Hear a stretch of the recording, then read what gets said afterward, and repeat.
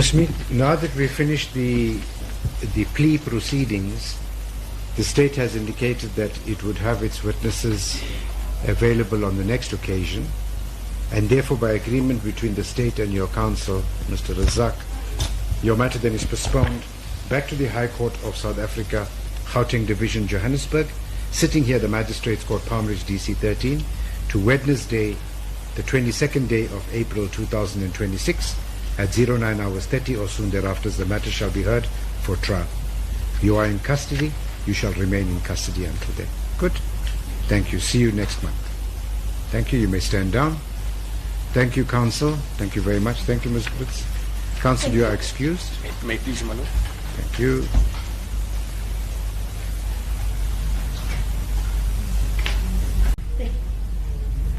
I'll make sure the next matter on the roll.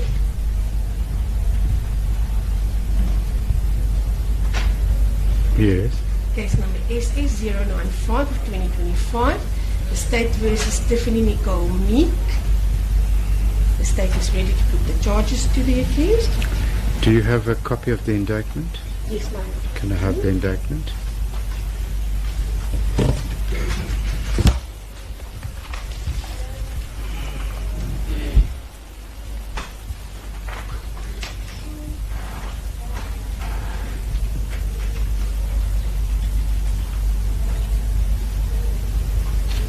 Sorry, I just want to make sure that the leads the same.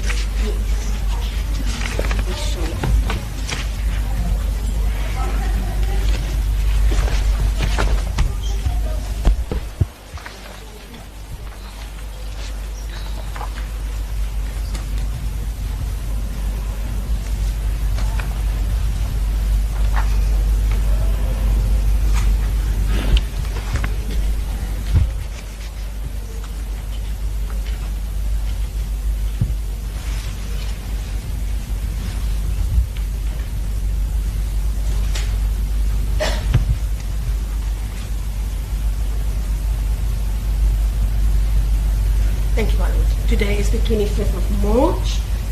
Appearances are as before. Myself for the state and Mr. Razak for the accused on instruction of 𝐬𝐮𝐬𝐫𝐞 attorneys. The state is putting the following charges to the accused in the High Court of South Africa. Sorry, one second. Mr. Razak, you confirm your appearance on behalf of the accused I do, my lord. and that the matter is ready to proceed? Yes, my lord. Thank you most kindly. Ms. Meek, you must listen carefully to the charges that are being put to you, okay? Excellent, thank you. Thank you, Ms. Blitz. Thank you, my lord. In the High Court of South Africa, Gauteng Local Division, the Director of Public Prosecutions for the Gauteng Local Division of the High Court of South Africa, who prosecutes for and on behalf of the state, hereby informs the Honourable Court that Meek Tiffany Nicole, a 31-year-old female residing at Unit 13, Swazi Place, Lily Street, Vleerhof, Roodepoort, in the district of Johannesburg West, is charged with the following offences to wit. 1. Defeating the ends of justice, in that on or about the 13th of May 2025 at or near the Florida Police Station, Roodepoort, in the district of Johannesburg West, the accused unlawfully and intentionally made a false report to the Florida Police to wit that her 11-year-old son, Jayden-Lee Kyle Meek, was missing, whereas in fact she knew that Jayden-Lee Kyle Meek was not missing, but that the child was in fact seriously and potentially fatally injured and failed to report that to the police, thereby defeating the ends of justice. Good. Ms. Meek, am I understanding that you're going to conduct the proceedings in English? Good.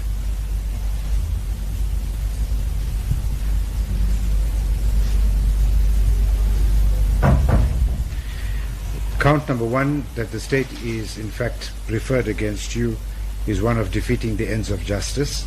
Do you understand this charge against you? How do you plead to the charge? Thank you. Count 2, criminal injury. In that, on the date and place mentioned in count 1, the accused that unlawfully and intentionally seriously violate the dignity and privacy of 𝐬𝐮𝐬𝐫𝐿𝐿 by alleging that he is the person responsible for the disappearance of a minor child, to wit Jayden-Lee 𝐼𝐸, an 11-year-old boy, which allegation had the result of 𝐬𝐮𝐬𝐫𝐿 being suspected of a crime against the child and his home being searched by the police, whereas there was no just cause for the invasion of his home and privacy. In respect of count number 2, the state is charging you with the crime of crimen injuria. Do you understand this charge against you? Yes, ma'am. And how do you plead to this charge? Not guilty. Thank you. Count 3, murder, read with the provisions of section 92, subsection 2, 94, 256, 257 and 281 of the Criminal Procedure Act 51 of 1977, as well as the provisions of section 51, subsection 1 and schedule 2 of the Criminal Law Amendment Act 105 of 1997, as amended by section 15, subsection A, subsection 3 of the Criminal Law and Related Matters Amendment Act 12 of 2021, to wit, in that on or about the 13th of May 2025, an at or near Unit 13, Swazi Place, Vleerhof, Roodepoort, in the district of Johannesburg, the accused that unlawfully and intentionally killed Jayden-Lee 𝐼𝐸, an 11-year-old boy. On count number 3, the state is charging you with murder, read together with the provisions of section 51, subsection 1 of Act 105 of 1997. Do you understand this particular charge against you of murder? Yes, ma'am. And how do you plead to this charge? Not guilty. Thank you. My Lord, I see there's a fourth count, Yes. attempted defeating the ends of justice. Yes. But it appears to me as that that may be a duplication to count 1. The statement therefore it withdraw Sorry, count just 4. no, just hold on a second. No, it's the body of the charge is different. As the court uses. Count 4, attempted defeating the ends of justice.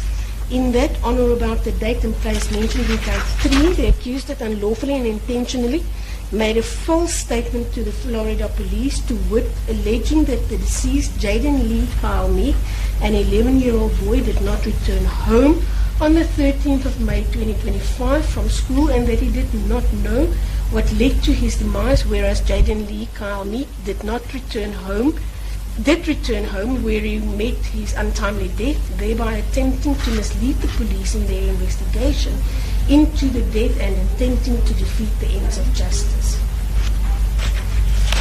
On count number 4, the state is charging you with attempted defeating the ends of justice. Do you understand this charge against you? Yes, ma'am. And how do you plead to this charge? Not guilty. Thank you.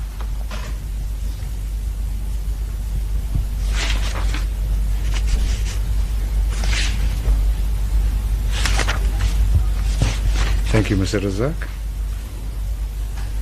May it please you, my lord, I do confirm my appearance on behalf of the accused and further confirm that the plea of not guilty on count 1, 2, 3 and 4 is in line with our instructions.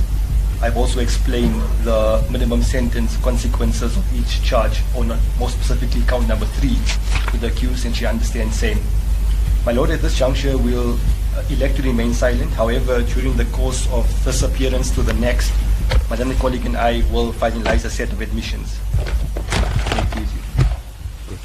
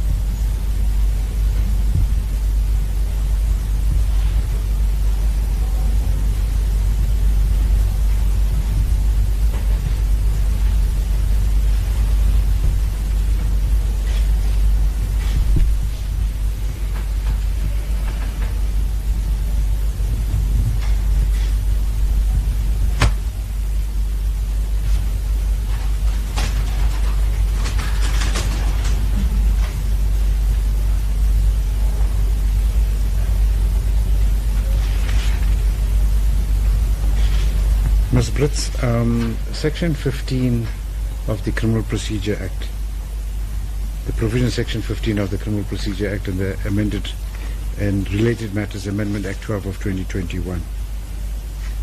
Yes, my lord. What can you tell me about that? That is generally where there is a domestic relationship, and I know there was an allegation of some child abuse. However, the state withdrew that charge because there's no real evidence to support that, my lord. Okay, good. Ms. Meek,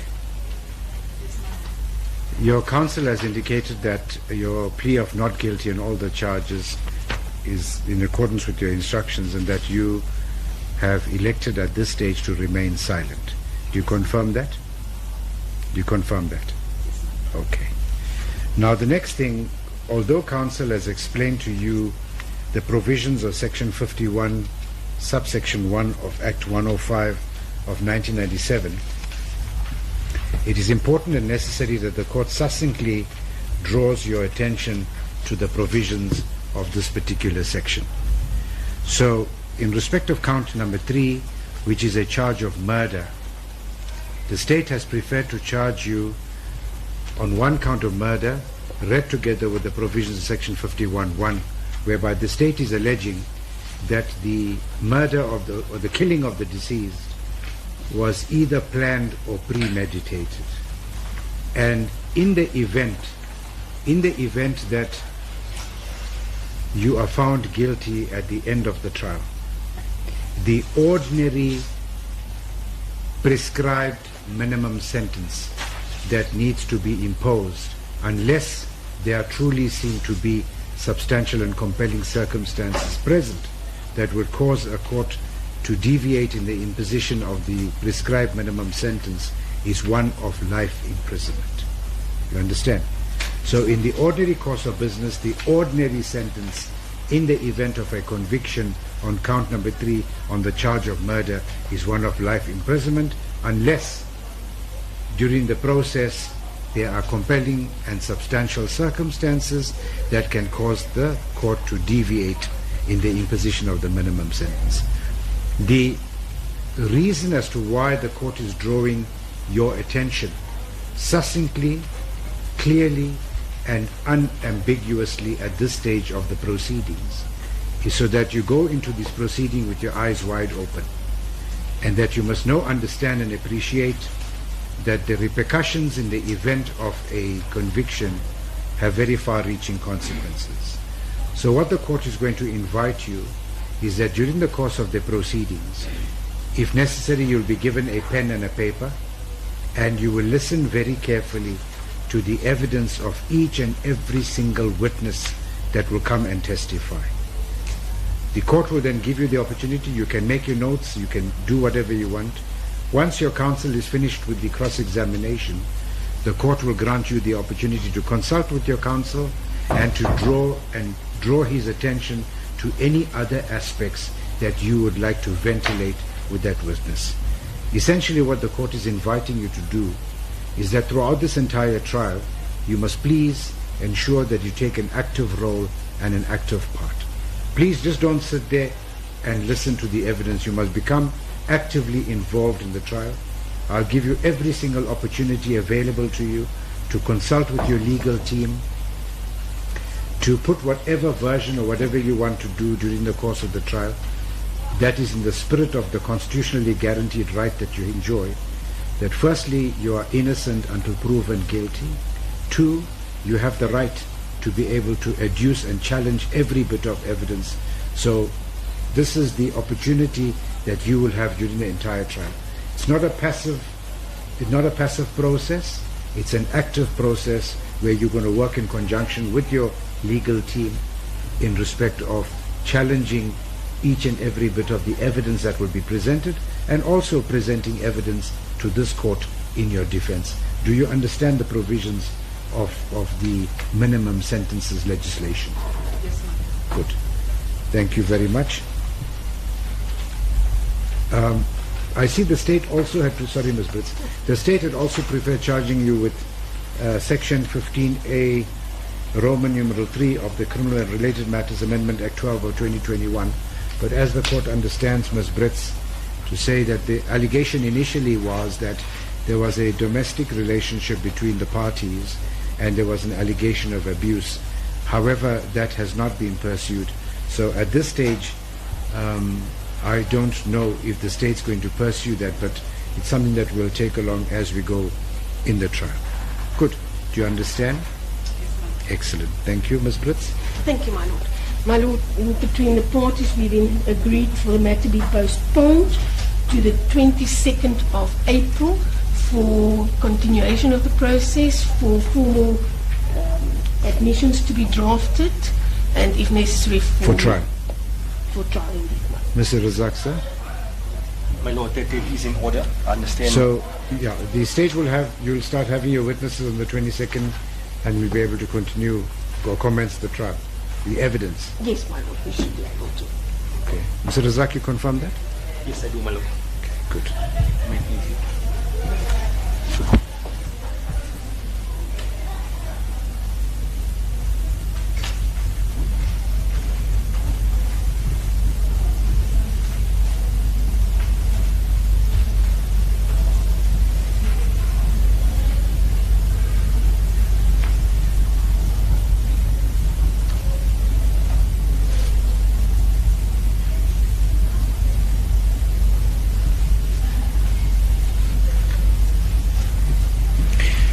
Ms. Meek, now that we've finished the plea proceedings, the state has indicated that it would have its witnesses available on the next occasion, and therefore by agreement between the state and your counsel, Mr. Razak, your matter then is postponed back to the High Court of South Africa, Gauteng Division, Johannesburg, sitting here the Magistrates Court, Palm Ridge, DC 13, to Wednesday, the 22nd day of April 2026, at 09:30 or soon thereafter, the matter shall be heard for trial. You are in custody. You shall remain in custody until then. Good. Thank you. See you next month. Thank you. You may stand down. Thank you, counsel. Thank you very much. Thank you, Ms. Brits. Counsel, you are excused. May it please you, my lord. Thank you.